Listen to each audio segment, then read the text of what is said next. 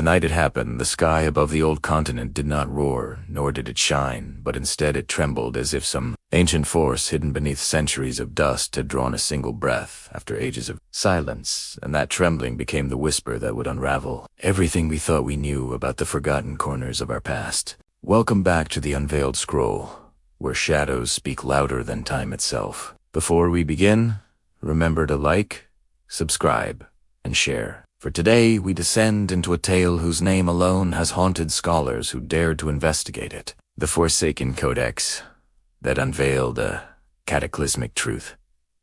Now let us open the scroll. They always say a manuscript cannot choose its reader, but the Codex of Del Hierro seemed to do exactly that, for it appeared only when the world was on the cusp of forgetting its most perilous secret. For centuries, it lingered in rumors spoken of in dimly lit taverns, frequented by archivists, whispered about by scholars who vanished after claiming to have glimpsed a corner of its vellum pages. Yet no institution, not even the most clandestine collections of the old academic guilds, dared to acknowledge it beyond cautious speculation. Its existence persisted like a rumor trapped between disbelief and dread, until one winter morning in 8091 when a young historian named Elias Rohan discovered a cedar crate delivered anonymously to his remote study along the coast of Maine. Elias was the kind of man whose curiosity burned brighter than his caution. He had no known enemies, but he did possess a stubborn hunger for truths buried under the weight of time. When he unlatched the crate, the scent of age-dried seawater rose like a ghost, and inside, wrapped in linen, so worn it, frayed at the slightest touch, lay the Codex. Its cover was darkened by centuries of soot, but etched across it was a sigil, a single eye enclosed within a broken circle.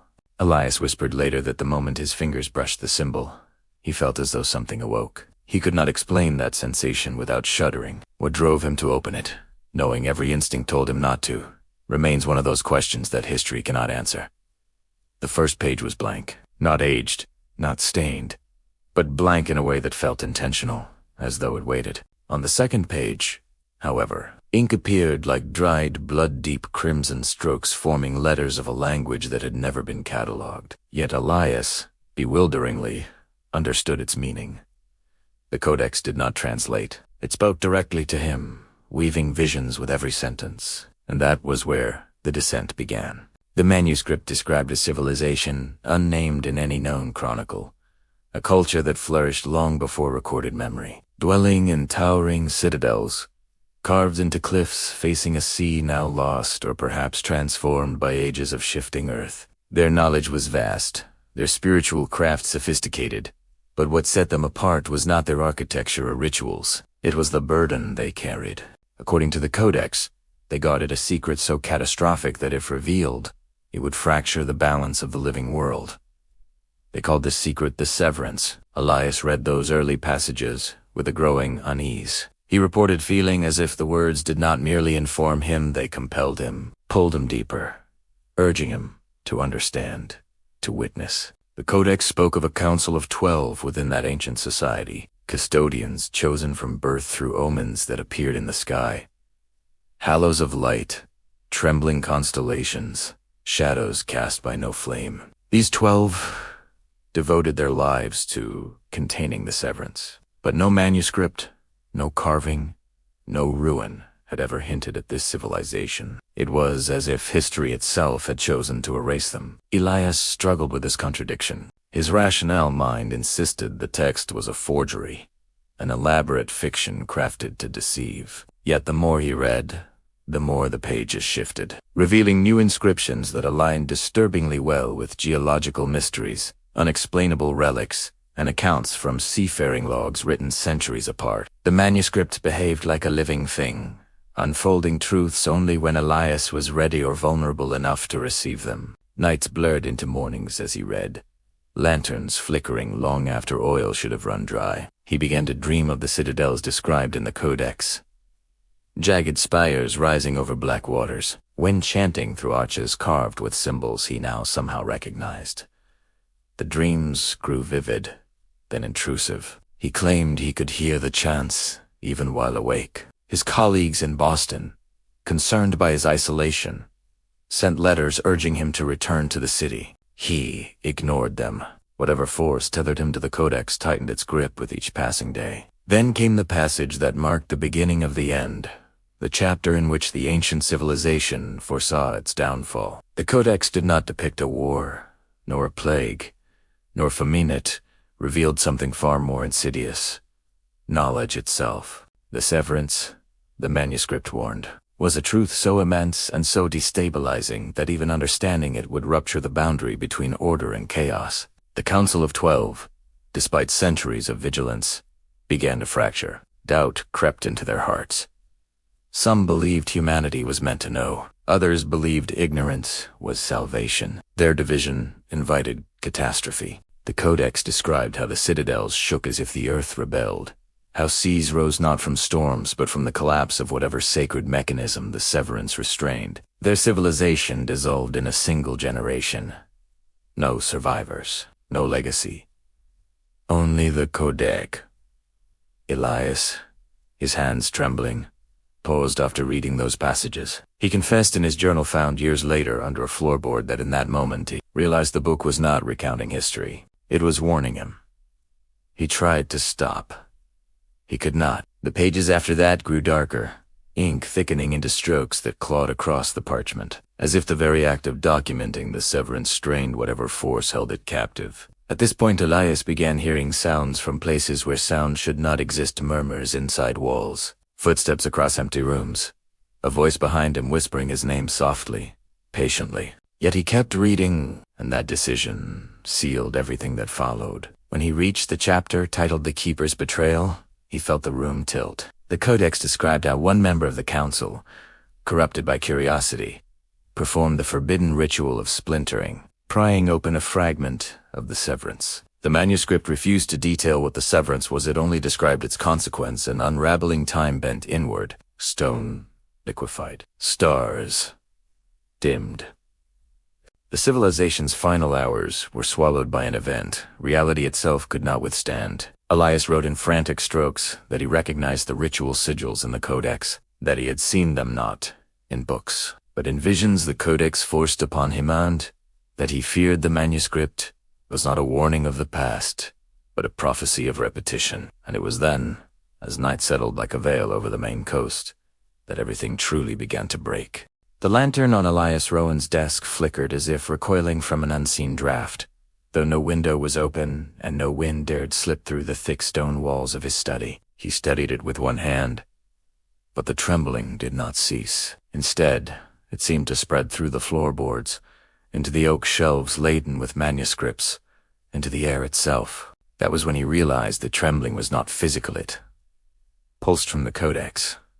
He wanted to close it. He wanted to flee. Yet the manuscript drew him forward like a tide, pulling a lone ship toward a cliff it could not see. He turned the next page. The ink there gleamed darker than before, as though newly written. The chapter was titled The Echo of the Severance. Elias felt an ache in his temples, a pressure as if the words were pushing into his mind. The text revealed that when the forbidden ritual cracked a fragment of the severance, it sent a resonance through centuries, an echo that would surface whenever humanity approached truths it was not meant to grasp. Civilizations would sense it in different ways.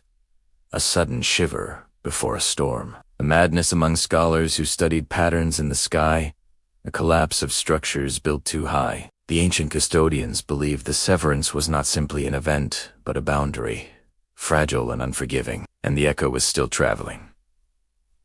Elias felt cold. He whispered aloud that this could not be real. But even as he said it, he sensed something listening. He continued reading. Compelled by forces he no longer understood, the Codex claimed that certain individuals across history, not by lineage, but by resonance, would be drawn to the manuscript, each at a moment when the echo neared its climax. These individuals were called witnesses. Their role was not to prevent catastrophe, for that path had already been sealed. Their purpose was to see, to understand, to document the truth before the world shifted, ensuring a memory survived the collapse that would follow. But the pages did not explain why. Elias scribbled in his journal, "If I am a witness, then to what end? What collapse?" His handwriting grew uneven. He complained of hearing low harmonics vibrating behind the walls. He felt watched, by the shadows cast by his own lantern. He admitted that he feared sleep, for whenever he closed his eyes, the dreams returned with greater clarity. The citadels were no longer distant visions, they surrounded him. He walked their narrow bridges suspended over black water. He heard the distant chants of the 12 custodians, voices layered, pleading for restraint long after it was too late. Night after night, he awoke gasping, and each time the Codex lay open to a new page, though he swore he had closed it before sleeping. Then came the night the writing changed. The text shifted from its ancient narrative to address him directly. Elias wrote that the letters moved as he watched, rearranging themselves into a message he could not ignore. The severance stirs where knowledge outpaces wisdom. When the witness understands, the boundary cracks. Elias staggered away from the desk, knees weak. He muttered to himself that he did not understand, that he refused to understand. But the Codex disagreed. Several pages turned on their own, stopping at a chapter marked with a symbol he had glimpsed in his dreams, the broken circle enclosing the watchful eye. The chapter revealed the final days of the ancient civilization. It described how the 12 custodians gathered in a chamber carved deep beneath the citadels, surrounded by pillars etched with the earliest records of their grim duty. Their leader, Althamir, spoke of the consequences of the splintering ritual. The severance had begun to unravel its containment. Space thickened like sap around them, their breaths distorted into echoes out of sync with time. Some custodians went blind as their eyes witnessed visions not meant for mortal minds, visions of fractured seas, shadows that moved without form, and a sky that bled light. Althamir argued that they could still contain the breach, that sacrifice might restore stability. But the betrayal of the 13th present son, unchosen figure who forced his way into the chamber through sheer obsession, had already doomed them. This figure, unnamed, believed the severance would elevate him beyond mortal understanding. Instead, when he forced open the boundary, he was torn apart by knowledge itself, unraveling into motes of memory that never touched the ground. The civilization collapsed within hours. Elias trembled as he read. He felt as though someone was behind him, yet whenever he turned, there was only the dim glow of lantern light and the dark window reflecting his own pale, exhausted face oppressed on. His journal entries during these hours became frantic, markings barely decipherable. He wrote that the Codex began projecting images directly into his mind, flashes of citadels falling into the sea, of stars dropping from the sky like embers, of time folding inward like a wounded creature. And then he wrote the sentence that chilled every scholar who later read it. The echo has almost reached us. After this, Elias no longer left his study. The townsfolk who delivered food to his doorstep noted that his candle was always burning, even during the day. Some claimed they heard chanting drifting from his windows. Others claimed they saw shadows moving behind his curtains, even when Elias stood outside them. But none dared investigate. Weeks passed. Then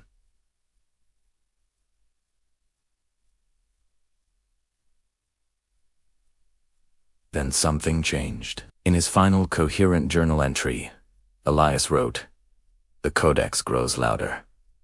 There is a chapter it refuses to show me. It keeps it sealed, as though knowing I am not ready." This entry was dated 3 days before the incident. Those last 3 days remained shrouded in uncertainty, pieced together only from what little evidence survived. What is known as this? Neighbors reported a deep humming noise coming from Elias's study, resonant and throbbing like a distant storm trapped under the earth. Birds fled the coastline. Dogs howled through the night. On the third evening, the humming stopped abruptly, and then Elias began to scream. It was not the scream of pain or fear, but something else. Something hollow, as if a voice were forcing its way through him, using his lungs like a conduit. The scream lasted only a few seconds. Then silence. When locals finally gathered the courage to break into the study the next morning, they found the lantern still burning. They found the chair overturned. They found Elias's journal open to a page he had never written. And on that page, in ink blacker than anything else in the room, was a single sentence. "The witness is seen." As for Elias himself, he was gone. The Codex lay open on the floor, its pages blank. All of them. When investigators from the nearest university arrived 4 days later, they found the study preserved in an uncanny stillness. as though time itself had recoiled from the room. Dust did not settle. The air felt thick, metallic, charged with the fading echo of something unnamed. They documented every object, every trace, yet nothing explained Elias Rowan's disappearance. The Codex remained on the floor, pages blank but warm to the touch, as if freshly etched by invisible hands. One of the investigators, a linguist named Margaret Halle, picked it up despite warnings from her colleagues. She later confessed that the moment her fingers brushed its cover, she felt a faint vibration pulse through her bones. She dropped it instantly, though not out of fear, out of recognition. The sigil on its cover, the broken circle enclosing the watchful eye, matched a carving she had once seen deep inside an unmapped coastal cave during an expedition years earlier. A carving she had been warned never to speak of. She told no one. The team sealed the study, transporting Elias's journal and the Codex to the university archives. They expected to examine both over the coming months, but within a week, the Codex vanished from its containment case. Surveillance cameras captured nothing.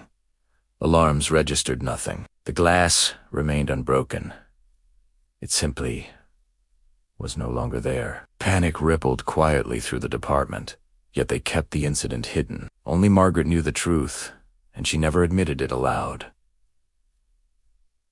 The Codex had chosen another witness. Over the following months, strange phenomena whispered across the region. Fishermen reported tides shifting unnaturally fast, rising and falling in patterns that defied lunar pull. A lighthouse keeper described seeing pillars of pale light emerging from the ocean on moonless nights, dissolving into mist before he could summon his crew. And a handful of local children, unburdened by adult rationality, claimed they heard chanting when they stood along the cliffs at dusk, chants in a language no one taught them. Margaret found herself dreaming of Elias, but not as she remembered him. In air dreams, he stood atop one of the ancient citadels from the Codex's visions, staring into a sea darker than ink. He held the manuscript in his hands, pages no longer blank, but filled with shifting symbols that glowed faintly like embers. And, always, he said the same words.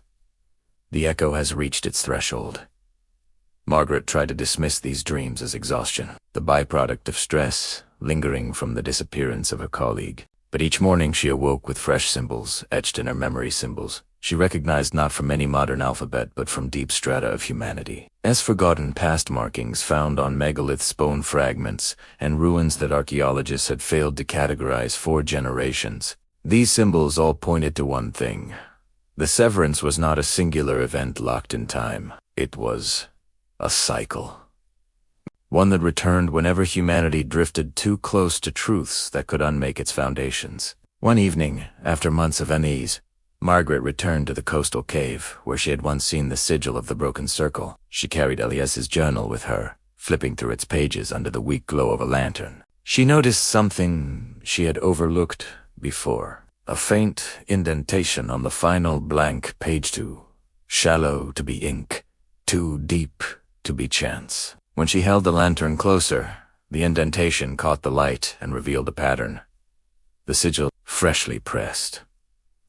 As though the journal itself had borne witness to something she had not. The cave felt colder as she stepped inside. The deeper she went, the more the air vibrated with a low-frequency hum. It reminded her of the sound locals had reported from Elias's study before his disappearance. When she reached the chamber at the heart of the cave, her breath caught. The carving of the sigil on the wall, once faded and soft by centuries of sea, Sprano looked freshly cut, edges sharp. Beneath it lay the Codex. She approached it slowly, pulse pounding in her ears. The manuscript fluttered open as she neared, pages turning in a blur until they stopped on a single line written in the crimson ink. Elias had described, "The second witness stands upon the threshold." Margaret staggered back, panic rising in her chest. She never wanted this role. She never sought forbidden truths. Yet the Codex had chosen her. The cave trembled. Dust rained from the ceiling. The ocean beyond the cavern entrance churned violently, though the sky above remained calm. She realized the echo was not approaching anymore, it had arrived. And through the rising rumble she understood the truth the ancient civilization had died protecting. The severance was the collapse of perception itself, the moment when hidden knowledge forced the world to rearrange, to shed the skin of its old reality.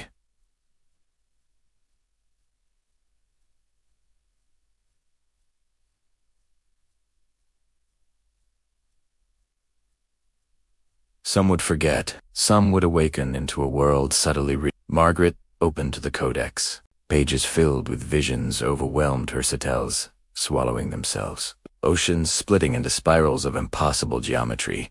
Stars flickering as though refusing to shine upon what humanity was about to witness. And then she saw Elias. Not as a man, but as a nature, a fragment of memory caught between worlds. In his eyes, she saw the collapse, the unraveling, the truth forbidden not because it was evil but because the human mind could not hold it without fracturing. Margaret tried to close the Codex, but the pages would not obey. The manuscript's glow intensified. The sigil on the wall pulsed. The cave shook with the force of a world exhaling. She screamed as light engulfed her. Then, silence. At dawn, fishermen reported that a section of the cliffs had collapsed into the sea, exposing a cavern they had never noticed before. Yet when authorities investigated, the cavern was empty. No Codex. No carving. No Margaret. The only object found on the damp stone floor was a single page, torn, edges darkened as though burned. On it were the final words of the witness. The boundary has shifted. Remember what the world forgets. And now, as you listen to this tale, you might wonder, was it merely a story, a myth whispered into the cracks of history? Or was it something else, a warning echoing forward, seeking its next witness? Thank you for watching The Unveiled Scroll. If you found yourself drawn into the shadows of this lost chapter, remember to like, subscribe, and share. The next story may be closer to the truth than you think, and if you dare to explore further, many more mysteries await you here.